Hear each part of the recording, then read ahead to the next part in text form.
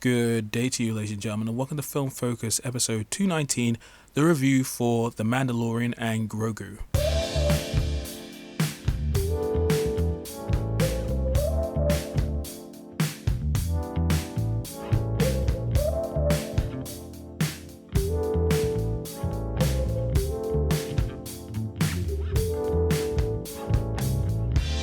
Well, hello there, ladies and gentlemen of the North, South, East, and West, and welcome to another episode of Film Focus. I'm your host, the Hypersonic 55, and I'm glad that you decided to join me once again for some film-related discussion. And after an unnecessary disappearance, I'm back again, and I have a new film review to share with you. Now, I do have to apologize that I wasn't able to review a few of the more notable films towards the end of April and May as well. Things have just been busy, and I'm not going to lie, I've just not been feeling up to it. And I never want to give you anything half-assed, so that's why I've just been, hiding in my little hole in the ground until I felt comfortable resurfacing. And wouldn't you know it, a new Star Wars film is the thing that gets me back on this microphone to chat to you guys. Mandalorian and Grogu is out, although I think it's also known as Star Wars, The Mandalorian and Grogu. I mean, I guess it's better than a Star Wars story because those titles were always kind of But yeah, I'm just going to call it The Mandalorian and Grogu. And this is a continuation of the Mandalorian TV show on Disney Plus that's been airing since 2019 with 2 good seasons and a not so good third one. And if you really wanted to keep up with the narrative, you technically had to watch a couple episodes of the Book of Boba Fett because those are pivotal episodes that expand the story and character details. So yeah, there's a lot of investment with this franchise, and man, can we just look back when The Mandalorian first showed up and how it saved Star Wars for that time being? Back in the tail end of 2019, Star Wars was in a rough place. It was basically falling off of a cliff. You had the divisive nature of The Last Jedi. Solo that didn't really light the world on fire, even though I thought that film was pretty good and better than I expected it to be. And then there was The Rise of Skywalker, the mishmash mess of overcorrections and undeveloped and not very well thought out plot points, character details, and unearned material, especially towards the end. And then The Mandalorian came out, and it was this nice sort of different yet familiar feeling of a sci-fi western with what people hoped would be Boba Fett, except with a new character and some interesting glimpses into the Mandalorian culture that was outside of the animated material. That first season was a lot of fun. The second season came around, and while it expanded things and definitely made references to the wider Star Wars universe, especially the animated material, which some people weren't as keen on, I think everything worked out in the right kind of way, and the way that season ended was wonderful. Then things got a little messy from there. But anyway, fast forward to now where we have the next chapter of The Mandalorian, except this time it's in the feature film world. And since this announcement, this film was having an uphill battle to deal with, because on the one hand, you have people who have been watching the show on streaming for how many years, and now they're like, oh, so now I have to go to the cinema to watch this as the next chapter? That seems a bit weird. But then you also have the casual or just not even Star Wars fans at all who've never watched The Mandalorian, and this is their first film experience that they'll have since The Rise of Skywalker. And are they going to be enticed to watch this? So yeah, this film had to find the right kind of balance of satisfying the fans who have put years of commitment into watching this show, but also enticing people who have never watched anything related to The Mandalorian and try to get them involved. And if you've been paying attention to the world online, then yeah, the marketing for this film has not been good. The first trailer was okay. The Super Bowl thing was a disaster. And the last couple trailers definitely gave it a little bit more of a, okay, this is a kind of film I wanted to watch kind of vibe. But there was always this sort of feeling from the marketing that this seemed like a potential just extension of the series, just a few episodes batched together with some slightly enhanced visuals. So now the big question is it good? Well, I will attempt to answer that question in this review. So as per usual, I'll be doing the story, characters, and presentation, and then the overall conclusion. So without further ado, let's jump in. Okay, so the plot for this film can be summed up as the following.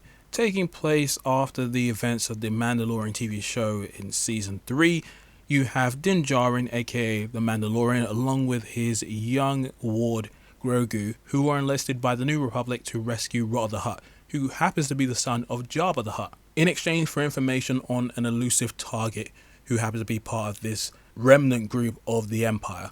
And that is a way for me to describe this film without going into the area of spoilers. For me, I'm in two minds about this film. On the one hand, this film is fun. It has a lot of those core elements that you like about the Mandalorian TV show brought into this film. It is humorous, but also serious when it needs to be. It has a lot of that high-flying adventure, the sci-fi western vibes. You get to see Mando running around doing his thing and being cool as hell. You also get to see Grogu being his cute, silly self while also utilizing his force-based abilities. You get to go to some new planets, get introduced to some new characters, and see some scenarios that do push the characters in a way that they haven't in the past. But at the same time, a lot of what's in this film is what you've seen in the TV show before, in the sense that the scenarios aren't that much different than what you'd get in the Mandalorian show. There are a lot of plot conveniences and contrivances that make certain scenarios not feel as epic, dangerous, or as ambitious as they should be. And considering that this is the first Star Wars film in the cinema in 7 years, you kind of hope for something that would be a little bit more captivating or would push things forward. Not only just as a film, but also for the franchise, because we know that the First Order is coming. And there is a lot of connective tissue that needs to be done between episode 6 and episode 7. And while this film does address certain things here and there, it does feel like it's not gone as far as it could have. And after about maybe 1/3 to maybe halfway through the film, I found myself constantly looking at the events and trying to add/rework certain things to make it more captivating in my mind. And I think this is also the problem with living in a post-Andor universe. I hate to bring it up, but Andor is so good and meticulous with how it handled its story and characters that a lot of other material that's come out since looks very weak in comparison, unless you're talking about Maul Shadowlord. That show was a banger. But just looking at the way that this film handles its story and characters, it's fairly light. There is a little bit of depth here and there for certain individuals, but it's not enough. It's fine if you're looking for just a light, fun adventure that feels like what you've seen before. You'll get a lot out of this film. And again, I had a good time with it, but there were times where I'm just like, oh, this film is so close to being something special if they just like added a bit more. The story, again, had more interesting elements to me in the first 15 minutes where there was a really fantastic sequence, and I'm like, okay, this is the show that I remember loving, especially in the first season. And then as things went on, I'm like, okay, now we're getting into that sort of second season territory where things are still good, but you can tell that there is an expansion of the world and trying to utilize other characters and lore from Star Wars that's being inserted into this current timeline. And a lot of that stuff, as someone who's watched a chunk of the animated material, I was happy to see. But I can see if you're a casual audience member who only watches Star Wars movies, there is a lot of this stuff that won't resonate with you at all. And I don't know, I feel like this still could have been part of season 4 of The Mandalorian and not much would have changed besides maybe some of the visuals and spectacle. And then you have Grogu, who was fine but kind of annoyed me at the same time. On the one hand, Grogu has clearly gained a little level of confidence, and him and Mando have a rapport when it comes to how they conduct themselves on and off the battlefield. But at the same time, it feels a little reductive for him to still be clowning around and doing certain childish things that, sure, he's still a child, but there's certain things you think he would have advanced a little bit or grown out of, or at least just not played up for laughs in the same way it was when we were first introduced to him in like the first season. So like, okay, I mean, sure, it's still fun and charming to a degree, but there are other times where I found myself rolling my eyes because considering who he's been interacting with in the TV show and how far his journey has gone already, there would be points where he'd be a little bit more confident and a little bit more useful in certain scenarios. But I won't go into the details about that. And then you have Rotter the Hutt, which is funny to see this dude all roided up, all beefy after his first appearance as that weird little, like, is it slug monster in the animated series years ago. But Jeremy Allen White did a good job with the character. He's the most interesting of the Hutts that we've had so far, just in the sense that his personality is different. He has a lot of baggage, and the voice work was pretty good. I heard a little bit of White's voice that I've heard him in some other projects here and there, especially The Bear, but his voice was so much deeper. I don't know how much of that was him or there was like at least some sort of audio manipulation, but I liked Rotter in this movie. He was fun, and him and Mando have a good dynamic, as well as like Rotter and Grogu too. And Martin Scorsese, he showed up as Hugo, this like shopkeeper. His role was small but very fun. I enjoyed him in the movie. And Sigourney Weaver as Ward. I liked her, but I felt like there was more to that character that could have been written. It was okay. I mean, she was fine. I just wish that there was more written for her character, because it felt like there was more going on with her than the film was giving us. The only other person I really wanted to mention was Steve Bloom, who comes back as Zeb. Oh my gosh, it's so fun to see Steve Bloom's name in the credits of like a major notable film, because I've been watching this guy for years doing voice work in all sorts of films and TV shows since maybe like the late 90s for me when I first noticed him. But my gosh, him as Zeb was fun. It was nice to see him again. As a big Rebels fan, it's just cool to see how far this character's come. So yeah, that was a good time. Alright, and now it's time to talk about the presentation, and that was definitely a high point for this film, in the sense that Star Wars is always working pretty well in the visuals and audio department, and this film is definitely no exception. There are moments in this film where it is truly cinematic, that has a bigger scope than what you've seen in some of the TV shows. And when you get to go to certain planets, when you get to go to certain interior or exterior locations, the way in which the buildings are designed, the lighting, the color schemes, it all feels very nice. It feels very alien and feels very Star Wars. But there are also locations that do feel kind of Earth-based in a way that does sort of detract from that sort of otherworldly sci-fi vibe that Star Wars gives off.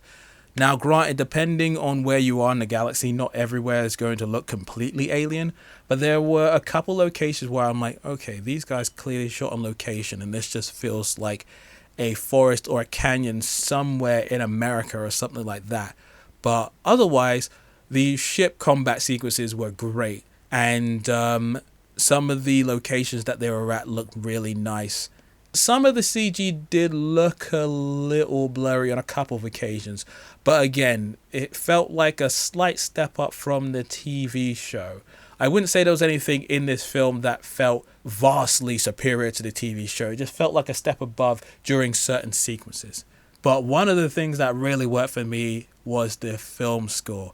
My boy, my wonderful boy, Ludwig Göransson, came back again to score this, and his sound was severely missed because he stepped out for Mandalorian Season 3 because he was working on another film. I think at the time that might have been Oppenheimer, possibly, if my timeline works out correctly, but I'm not too sure. But Ludwig has created one of the most memorable sounds in the world of Star Wars since John Williams, in my opinion. And while there have definitely been composers who have done some really good stuff here and there over the years in terms of creating scores that emulated that sound of John Williams but also put their original stamp on it, like Michael Giacchino with Rogue One, or gosh, why am I forgetting his name now? But the guy who did the How to Train Your Dragon films, he worked on the score for Solo, which was also pretty good. And then there's the sounds of the Jedi Fallen Order game. I haven't played Jedi Survivor, but the score for the first one is pretty good. But yeah, when The Mandalorian came out and you hear that theme song for the first time in the credits of the first episode back in 2019, I'm like, this is the coolest thing I have heard in years. This is my favorite thing since like Battle of Heroes. The Mandalorian theme song is genuinely the best thing ever, and the score for the first season and then the second season was fab. So to have Ludwig back to work on this, utilize those themes from the TV show, but also create new and interesting sounds that feel familiar, but also take the sound of Star Wars into new and interesting territories with the types of sounds that he utilized.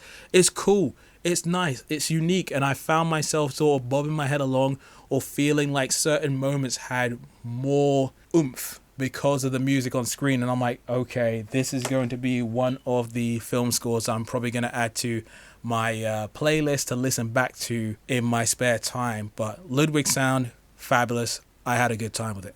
So now we come to the conclusion. Overall, The Mandalorian Grogu was decent. Considering the mixed to negative reviews that I'd seen about this film, I was expecting something a little worse. However, the film sort of came to around the point where I expected it to be in my estimations. It had some fun stuff in there. There was definitely things that kept me engaged and captivated. But at the same time, it didn't feel like it fully justified its existence as a film as opposed to another season of the TV show. Now, I haven't really spoken to anybody or seen any thoughts from anyone who isn't a Mandalorian fan and saw how this film affected them. But I'm not seeing anything personally that would make them want to go back and watch all of this stuff. And yeah, I don't know. There was an opportunity to do a lot more with this, but I think they tried to play it safe and go with the most universally liked over a broad spectrum of people kind of thing with The Mandalorian. And yeah, I'm assuming there's a lot of people that will like this. There are a lot of people who are defending this film online saying that the critics were wrong and that it was a fun time. And fun it was. I was just expecting just a bit more. And don't get me wrong, there are films that I love that are just fun and there's nothing more to it. But I think it just depends on what you're looking for when it comes to certain franchises. And yeah, I just wanted a bit more. But now I turn it over to you, ladies and gentlemen. What did you think of The Mandalorian Grogu? Did you like it? Did you dislike it? Or are you somewhere in between? Let me know in the comment section below or hit me up on YouTube, on that Twitter, even though I don't really use it that much, on Instagram or on TikTok. And yeah, I'll have another episode of the podcast when I am available. But thank you for listening as always. And until the next time, this is the Hypersonic 55 signing out. Peace.